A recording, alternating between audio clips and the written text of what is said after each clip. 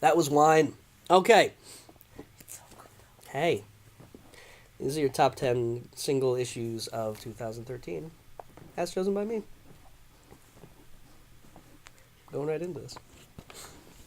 Alright. My number 10 book of the last year was Daredevil 27, which was the wrap up of the story that, by this point, you realize was going from the very beginning of this particular run of Daredevil. You can click the thing, it's okay. Uh, so, like, from issue 1, it had been building toward this issue, and it was built fantastically. This was most of what makes this Daredevil run by Mark Waid so spectacular is that he is able to present Murdoch and Daredevil as a man who, like, they put up an unstoppable force against him. They put the odds so much against him that it seems like there's no way that he can challenge them. And then he's like, "Yeah, but I'm Daredevil. I'm better than that." And then he pushes through, and it's fantastic. There's a really good ramping up of tension, as it seems like the bad guys are going to have him over the fire, and then just nope, Daredevil, what's up, whatever, doesn't matter. So yeah, very good issue. Hawkeye. My number 9 book was issue 8 of Hawkeye, and this I actually reread the whole run up to this point recently, and this could have been the Pizza Dog issue. It could have been, actually, no, it could have just been the Pizza Dog issue. That issue was really good, but I feel like this last year of Hawkeye has been disjointed, but it has come together nicely. Now that the story is done being told, all of the elements make a lot of sense, and again, it's come together. But this one, it's just your classic example of just beautiful David Aja. I'm gonna say Aja. Just framing and line work, and like his panel layouts are just to die for in this book, and this was a very good issue as far as that goes. Just wonderful scene of chaos unfolding. Yeah, maybe should have gone with Pizza Dog though, because that issue, I feel like it was masterfully done in a different way, where it was just the balls to try to throw out an issue that mostly doesn't even have dialogue and is from the point of view of a dog, and yet when you look at it in the whole of the story, it is telling a major part of that story through what it's doing. Brilliantly done, and yet I picked this one as my number 9 book. It's very good intrigue, and oh man, Clint, you are such an idiot. Love it. My number 7 book is Thor, God of Thunder, number 12. This is your interlude between story arcs where he goes down onto Earth and he kind of plays with the mortals because he's a god and he can just kind of do that. But it shows his humanity, and it is way stronger for it. As much as the God Bomb and God Killer storylines were just a ridiculous, epic amping up of what Thor can be, this took him right back down to earth, and it touched the heartstrings in ways that the other issues hadn't. The other issues filled me up, and this one I got to let it all out. And just Jason Aaron is doing fantastic things on this book. This prison scene moved my tears a little bit. My number 10, 9, 8, 7 book was Daredevil 25. Hey guys, Daredevil 25 is just, this might be the best fight scene I've ever seen in a comic. Like, if not for the emotional attachment that I had to the other issues that are higher on this is one of the best comics I've ever read, single issue or otherwise, where it gives Daredevil a perfect counterpoint villain, presents him as an equal, pushes him to being a better, and when it seems like Matt Murdock can't possibly win, he doesn't. and it's astounding. Try the red one. Like, my blood chilled up inside of me when I read that line. It's just such a brilliant revelation, and just, you'd have to read it. If you have read, that's the thing. If you're watching this, I've watched top 10 lists before. You're mostly just watching it to see things that you already like, and to be like, oh yeah, I like that. It's totally cool that he's saying things that I've thought. So I'm not spoiling anything. I'm hoping I'm not spoiling anything. If I have spoiled anything for you, hopefully what I've spoiled is that you should read this book. And, yeah, start from the beginning of the Mark Waid run, and it is just fabulous stuff. And speaking of fabulous stuff, here's Saga. This is Saga number 10. Number 10? Are you laughing? Yeah, she's laughing a little bit. The Saga is just an unstoppable force of great character work and just fantastic storytelling. It does an amazing job of making you love the characters that you're supposed to love, and also love the characters that you're supposed to hate. Like, there are no bad guys. There are only... I saw it presented one time, the idea of the bad guys in stories being the good guys in their own stories, and that is what this feels like, where the Will is just trying to do well for him, and even though you need to see him fail in order to see our guys do well, you don't want to. You want to see him succeed. You want to see him make a good life for himself. And this is here because of that final page. That it just... my heart... The issue itself was fantastic as well. Just the Saga... Vaughn has done a great job of taking the last few issues of these... few pages of these issues and just making them... Like, the whole world just starts to unfold, and the floor drops out from under you, and then you have to wait a month. It is just amazing. That is what comic books should be. That is what I love about serial storytelling. When you get to the end, and you need to have more, and you can't, and then you're just filled with anticipation for a whole month. It's fantastic.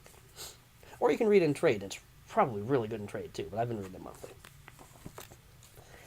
Oh, it's Young Avengers number 1. I believe this is my number 5 book. Yeah, 4, 5, yep. Of 2013. I really didn't have much wine. I don't know what's wrong with my voice and my face. This, I love Phonogram. I especially love the Singles Club. And to see Kieran Gillen and Jamie McKelvey on a superhero book is just... This made me so happy. And this is another one where the story was good. This is mostly a setup story, but just the style over substance. I believe the issue is actually, the issue is called Style Over Substance. It's just so beautifully done again and again. And the series continued to do this, but this felt like a game changer. And I guess kind of still is. It's the overall story... Not as, like, perfectly classically strong as I would hope, but it's still one of my favorite books every time it comes out. And it's, like, I got the last issue of this arc earlier today, and I can't wait to read it, to see how they're going to let these guys end out this story. It also does a great job of just portraying gay male love in superheroes without it being a thing. Like, it's just love, and it feels wonderful. The old Young Avengers books were some of my favorite superhero books from the last decade as well, and this is a very different comic, but it's still very good. And, again, can't get enough of McKelvey's art. Pretty much anything he draws, I will give it a shot. Number 4 book of the year is Sex Criminals number 1, which... Oh my god, Sex Criminals. This is such a good book. It's... I don't know quite how this is a comic book about a young woman finding her sexuality, and I feel like I can't really speak on that as a young man, but I felt like it portrayed it in such a real feeling way that it's raw and emotional without being hard-edged. It's very soft and lovely and wonderful, and I want to keep living in this world, and I'm so happy. Like it's funny, and it's touching in ways that you wouldn't expect a book called Sex Criminals to be. And yet I love the basic like elevator pitch premise of when these guys have sex and they do the thing and the thing happens, that time stops and they pretty much just have sex related superpowers. That's kind of great, and yet not even like if you took that away, this would still be a great book about wonderful people. That just makes it a fantastical book about wonderful people, and I just love it to death. I have to give a weird honorable mention to issue 3 of this as well. Well, I love all of the issues of this book. Issue 2 had like the most weird sex like background visual jokes that I've ever like just amazing. It's just I spent an extra 10-20 minutes just looking at the backgrounds. And then issue 3 had that amazing Fat Bottom Girls montage like musical sequence. It's just weirdest thing to read a musical sequence and have it work completely. And the letters columns in these things are amazing. This one actually didn't have a letters column because it's the first issue, but just Sex Criminals. Oh, and they just released a 4th printing, and it looks like this, and that's why I love these guys. Seriously, look at that. My number 3 book of the year was Saga number 11, which just unstoppably touched. Well, I mean, I'm looking at it again. It's starting with just sex. So apparently there's a through line here. But this is the wrap up of the other issue, and it resolved that cliffhanger wonderfully. But again, that's the thing. Like I wanted to read this to see what happened, and what actually did happen. Like it did tell me what would happen there. But the thing I wasn't expecting that not to be the thing that I love. It's the.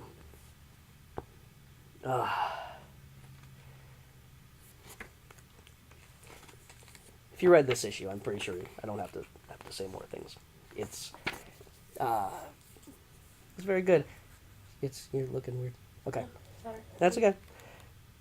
Yeah, it's almost painful, but in that good way, where when you care about people and then they leave you, it makes you very unhappy.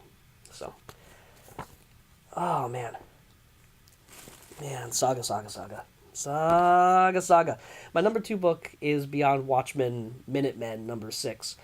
I do these lists throughout the year, and I rank things, and then as new things come out, I rank them against the stuff that I already have on my top 10 list. I feel like this might have snuck this high onto the list, not by accident, but just it might have cheated. Because these other books, I feel like I have more of a connection to them, but part of it is just that I read this like second week of January, and it's just been hanging out on the top of that list this whole time. But I love it. Beautifully takes a story that I know and love in Watchmen, and like before Watchmen, I have almost completely shut out that this was a thing. So thank God for that. But before Watchmen, it felt like it could have been a huge mistake or just a wonderful, because you don't want to expand on a story that doesn't need expanding. That was its own thing, unless it puts in details that bring it to life in a whole different way. And that's what Darwin Cook did with the Minutemen miniseries, and it's easily my favorite thing out of those. Moloch was good too, but it was just like a wonderfully told side tale about how the Minutemen came apart, and the chilling revelations of this issue. Like it's just such a shocking change, and it takes Watchmen, which was already very dark, and just plunges it down a way darker hole. And it's it just like I almost feel gross thinking about it again, but it's Darwin Cook, so it is so wonderfully artfully done. And again, I'm not sure that this would truly have been my number 2 book of the year if I just looked at everything now and picked, but it definitely deserves a spot. And good stuff. That was my number 1 book almost the entire year. And then Locke Key, Alpha number 2 came out and shattered my dumb little wussbag heart. It's Locke and Key is just such a well done story, and The problem with well-done stories is that they often have crappy garbage endings that make you that they let you down and they make you feel bad about liking that story so much in the first place. This was not the case. They got to the end of Omega, and rather than coming out with issue 6, they announced another 2-issue miniseries, cash grabbing for $7 a pop, but that's not the case. It was just they had that much more story to tell, and Alpha number 1 was the tearing down, and this issue was the building up, and it is just pure emotional catharsis at work. Just seeing these characters who we've grown to know and love deal with everything that they've had to deal with, and giving about as close to a happy ending as they can, and saying goodbye to Key House. I'm really impressed by the whole of Locke and Key. I need to go back and reread the whole thing now. That was my 2013 tip of the hat. Hope to see you next week, and hopefully I won't look as stupid next week. Said ruggedly handsome Bye, guys. Ba-da-ba-ba-ba-da-ba-ba. Wait, that's probably trademark. Ba-da-ba-ba-ba. Generic music. Ba-da-ba-ba-ba. Ba-da-ba-ba-da-ba.